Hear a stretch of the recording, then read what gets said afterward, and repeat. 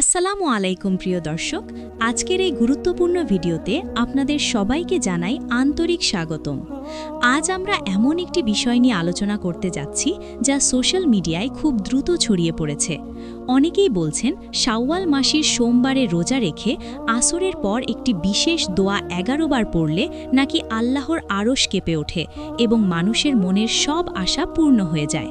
কিন্তু প্রশ্ন হলো, এই কথাটি কি সত্যি?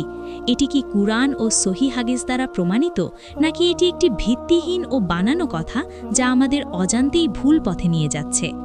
আজকের এই ভিডিওতে আমরা বিস্তারিতভাবে জানব শাওয়াল মাসের রোজার প্রকৃত ফজিলত কী, সোমবার রোজার গুরুত্ব কতটুকু, দোয়া কবুল হওয়ার সঠিক পদ্ধতি কী এবং ভাইরাল হওয়া এই কথাটির পেছনের আসল সত্য কী। তাই অনুরোধ করছি, ভিডিওটি শেষ পর্যন্ত মনোযোগ সহকারে দেখবেন, কারণ শেষের দিকে আমি আপনাদের এমন কিছু সহি আমল জানাবো যা করলে ইনশাআল্লাহ আল্লাহ তাআলা আপনার দোয়া কবুল করবেন এবং আপনার জীবন হয়ে উঠবে বরকতময়। ভিডিওটি শুরু করার আগে ছোট্ট একটি অনুরোধ, যদি আপনি আমাদের চ্যানেলে নতুন হয়ে থাকেন তাহলে অবশ্যই চ্যানেলটি সাবস্ক্রাইব করে নিন এবং পাশের বেল আইকনটি অন করে দিন, যাতে আমাদের পরবর্তী গুরুত্বপূর্ণ ইসলামিক ভিডিওগুলো সবার আগে আপনার কাছে পৌঁছে যায়। এখন চলুন মূল আলোচনায় চলে যাই। প্রথমেই আমরা শাওয়াল মাসের রোজার ফজিলত সম্পর্কে সহিহ হাদিস থেকে জানি। রাসূলুল্লাহ সাল্লাল্লাহু আলাইহি ওয়াসাল্লাম বলেছেন, মান সামা রমাদানা সুম্মা আতবাআহু সিত্তান মিন শাওয়ালিন কানা কাসিয়ামিদ দাহরি, রাওয়াহু মুসলিম। অর্থাৎ যে ব্যক্তি রমজানের রোজা রাখার পর শাওয়াল মাসে 6টি রোজা রাখে, সে যেন সারা বছরের রোজা রাখল। এখান থেকেই আমরা বুঝতে পারি শাওয়াল মাসের রোজার গুরুত্ব কত বেশি। এবার আসি সোমবারের রোজা সম্পর্কে। রাসূলুল্লাহ সাল্লাল্লাহু আলাইহি ওয়াসাল্লাম বলেছেন, যাকা ইয়ৌমুন উলিদতু ফীহি ওয়া উনজিলা আলাইয়া ফীহি, রাওয়াহু মুসলিম। অর্থাৎ সোমবার এমন একটি দিন যেদিন আমি জন্মগ্রহণ করেছি এবং এই দিনেই আমার উপর ওহী নাজিল হয়েছে। তাই সোমবার রোজা রাখা একটি গুরুত্বপূর্ণ সুন্নাহ।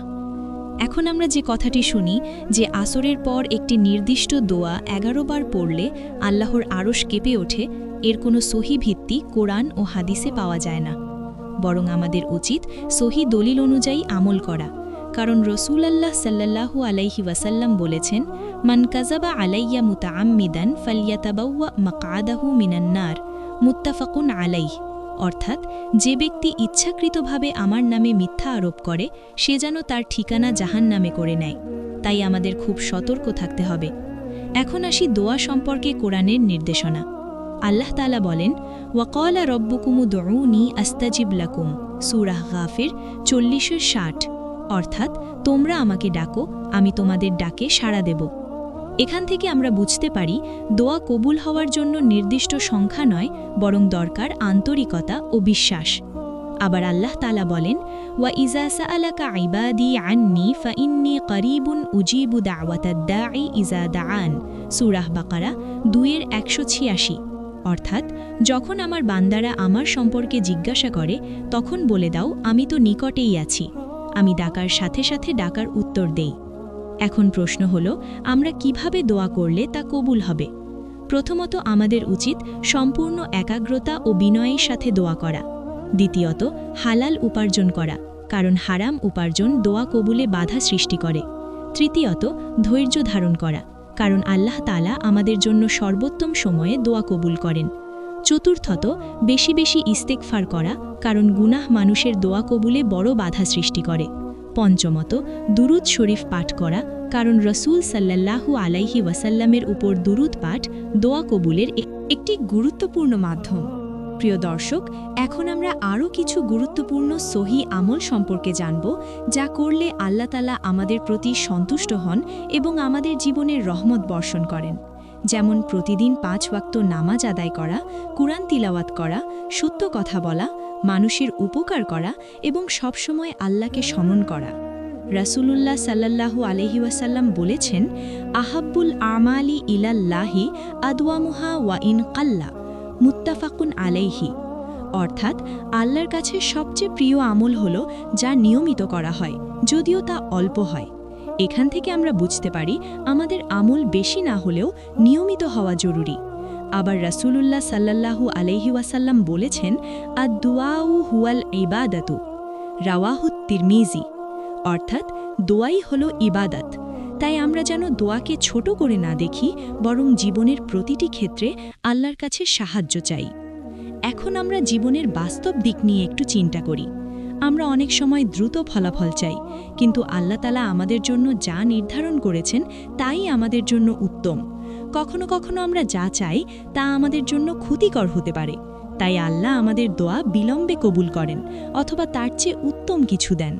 তাই আমাদের উচিত সবসময় আল্লাহর উপর ভরসা রাখা। আল্লাহ তাআলা বলেন, ওয়া আসা আন তাকরাহু শাইআন ওয়া হুয়া খাইরুন লাকুম, সূরা আল বাকারা 2:216। অর্থাৎ হতে পারে তোমরা কোনো কিছু অপছন্দ করো অথচ তা তোমাদের জন্য কল্যাণকর। এখান থেকে আমরা বুঝতে পারি আল্লাহর পরিকল্পনা সব সময় আমাদের পরিকল্পনার চেয়ে উত্তম। প্রিয় দর্শক, আমরা যেন কখনো শর্টকাট বা ভিত্তিহীন আমলের পেছনে না ছুটি, বরং সহি পথে চলি এবং অন্যদেরও সেই পথে আহ্বান করি। কারণ দুনিয়া একটি পরীক্ষার স্থান এবং এখানে আমাদের প্রতিটি কাজের হিসাব দিতে হবে। আল্লাহ তাআলা আমাদের সবাইকে সঠিক বুঝ দান করুন এবং আমাদের আমলগুলো কবুল করুন। আমিন। যদি এই ভিডিওটি আপনার ভালো লেগে থাকে তাহলে অবশ্যই লাইক দিন, শেয়ার করুন এবং কমেন্ট করে আপনার মতামত জানান। আর এখনও যদি আমাদের চ্যানেলটি সাবস্ক্রাইব না করে থাকেন তাহলে অবশ্যই সাবস্ক্রাইব করে নিন এবং ভিডিওটি শেষ পর্যন্ত দেখার জন্য আপনাকে অসংখ্য ধন্যবাদ। আল্লাহ হাফেজ।